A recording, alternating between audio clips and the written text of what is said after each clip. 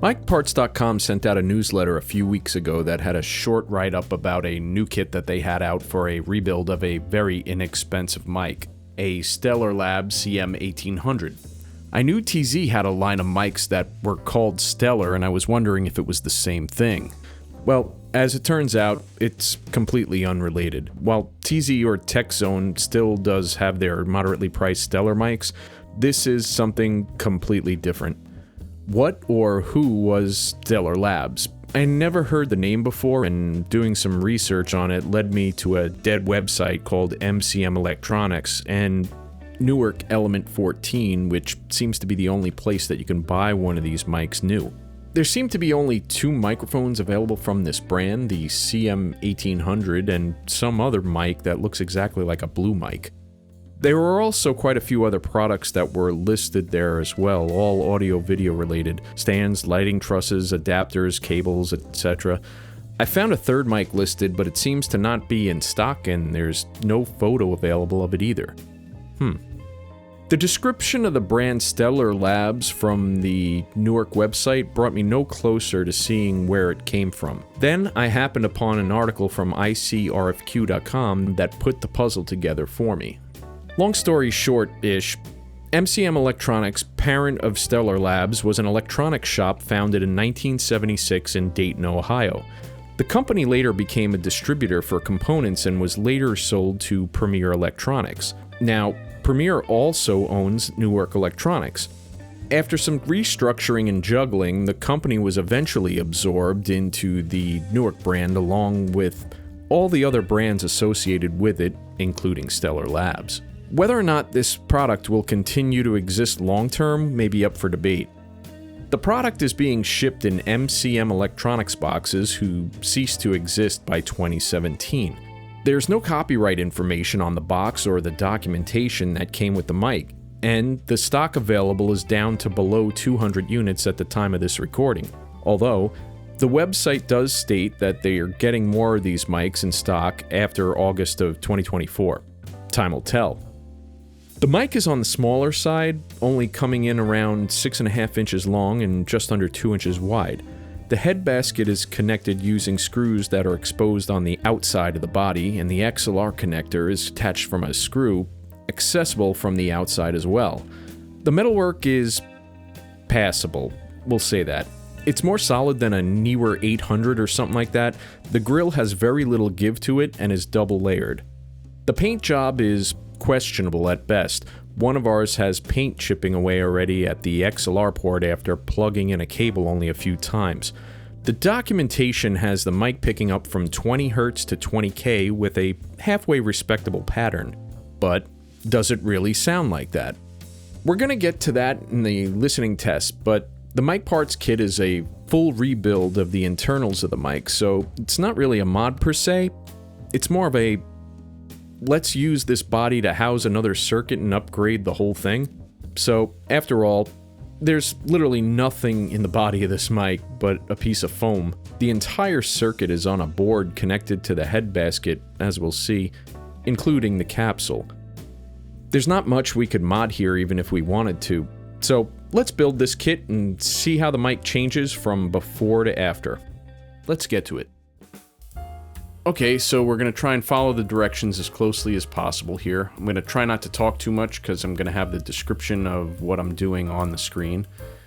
But we're just going to get all the parts together and make sure everything is in the box that needs to be there.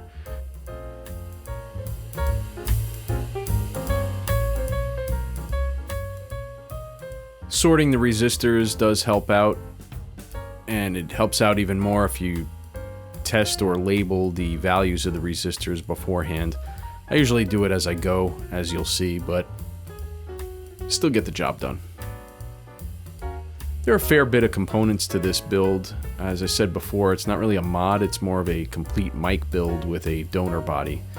Alright, so let's get into the instruction manual here. First thing that we're going to do is resistors. When soldering, try to keep things as neat as possible. I use a silver bearing solder that doesn't have rosin or flux as a core, and it doesn't leave very much residue behind. In fact, what you see on the screen there pretty much can be wiped away by your finger.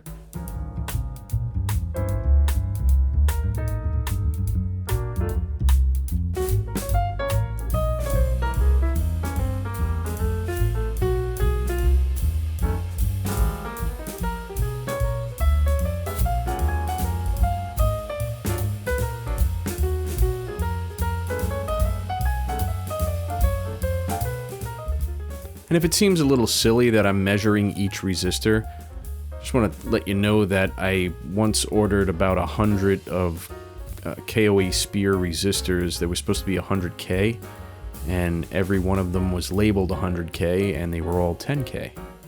So accidents happen, and nobody's immune to it.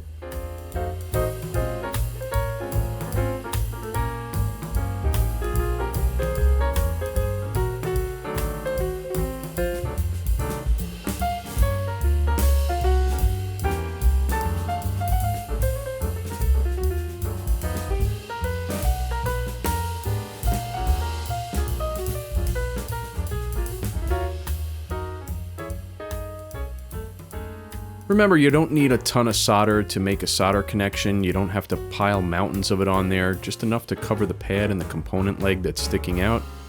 It'll make an electrical connection. You're good to go.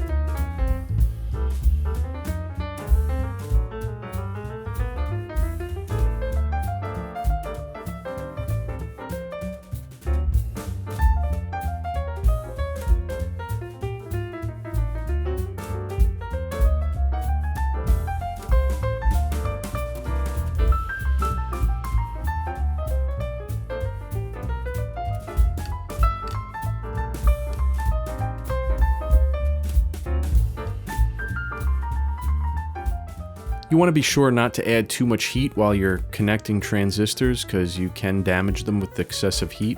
Same with film capacitors.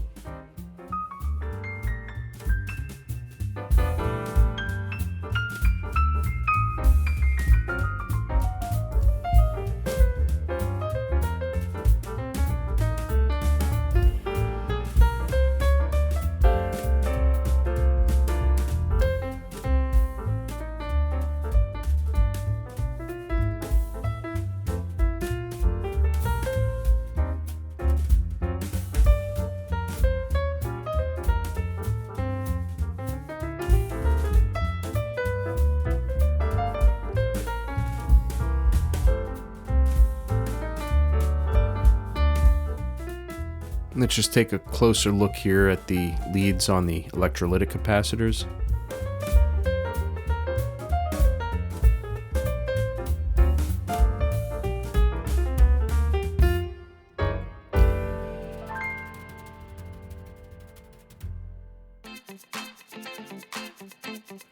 Now we're coming back to the JFET and the 1 gigaohm resistor that we left out before. You want to make sure that you bend the correct lead on the transistor here. The first time that I did it, I screwed it up and the mic didn't work properly. So make sure you bend that third leg out.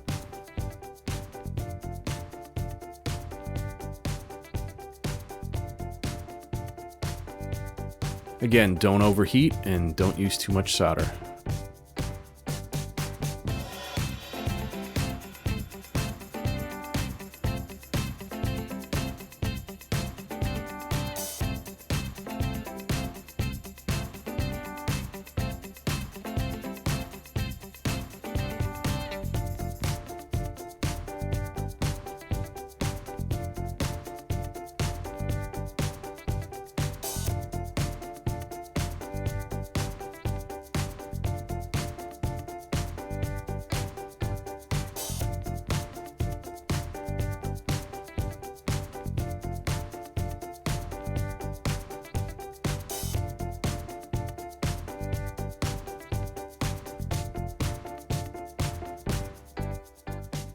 Here we're going to see just how cheap this mic is.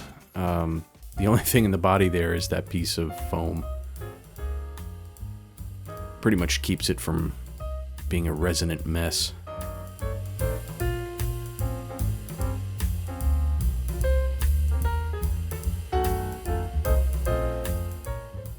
I normally use a solder pump to get solder off of things, but since Mic Parts gives you the little solder wick, I figured I'd give it a go. I hate using this stuff.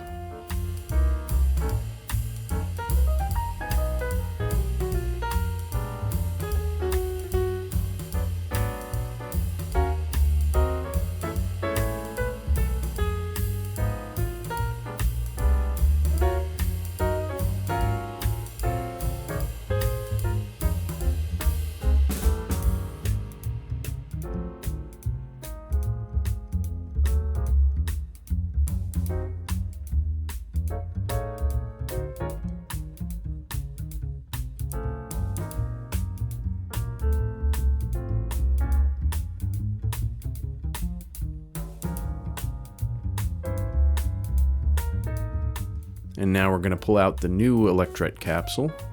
So just a bit of an upgrade there. They provide a 3D printed base that we're going to connect to the Headbasket assembly in just a minute. It's pretty cool.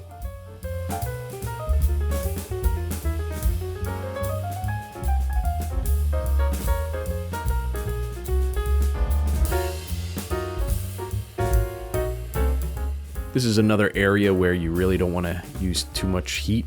Just get the part connected and get the heat off as soon as possible.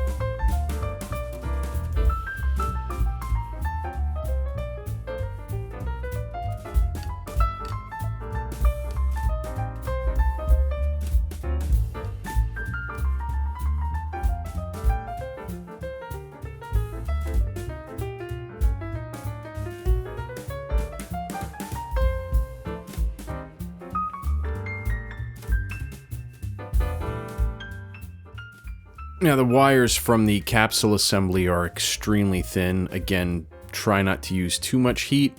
Get the connection made, get the heat off.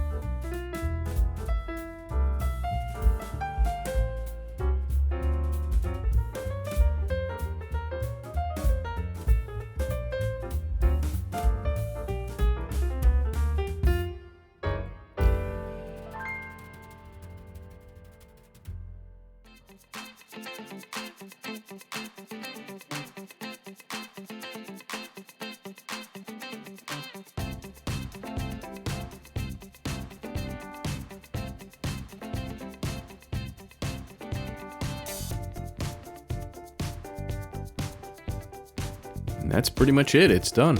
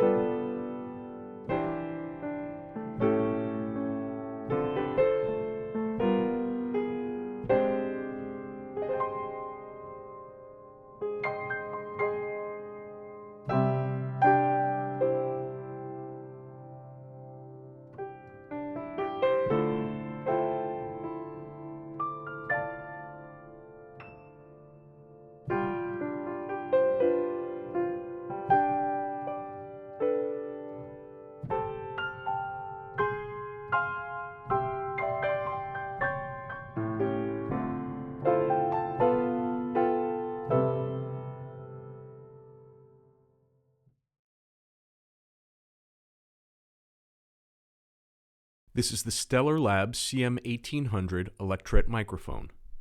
This is a pre-mod voice test. This is the Stellar Labs CM1800 Electret microphone. This is a post-mod vocal test. This is the Stellar Labs CM1800 Electret microphone. This is a pre-mod voice test. This is the Stellar Labs CM1800 Electret microphone. This is a post-mod vocal test.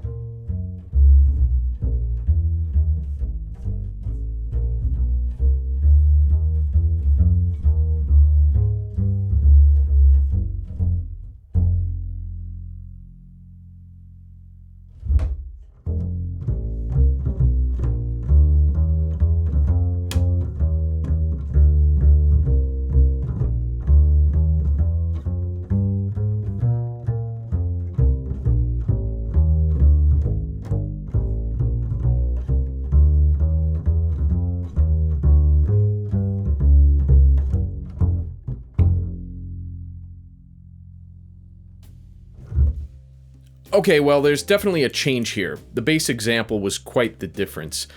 The pre-mod sound was a muddy mess where the mod had some clarity and definition in the top end. On the voice test, the mic had a bit more presence to it and the proximity effect wasn't as pronounced, leaving a more even tone. The pre-mod sounded very mid or upper mid forward. This could be heard on the acoustic guitar demo. The mid build-up on the pre-mod was a bit much, where the mic parts kit evened out the tone considerably, while introducing a nice sparkle in the top end. If you're looking for a fun project, the build is straightforward and the documentation is top-notch as always from mic parts. Is this a top-tier studio mic? No. But it's definitely something that is more than usable on a number of sources. There are links below to everything if you think this is something that you'd like to try. Again, it's a fun, quick project to do. You can get it done in a matter of a couple of hours. If you've gotten anything from today's video, please hit the like and subscribe buttons. It'll really help us out. If you're into mics and other studio gear, hit that notify button so you'll be notified when we put up a new video. If you have any questions about today's video or happen to know the air speed of an unladen swallow, please leave a message in the comments section. If you want to hit me up privately, hit the website and use the contact page there. That's going to do it for this time. This is Pags, signing off.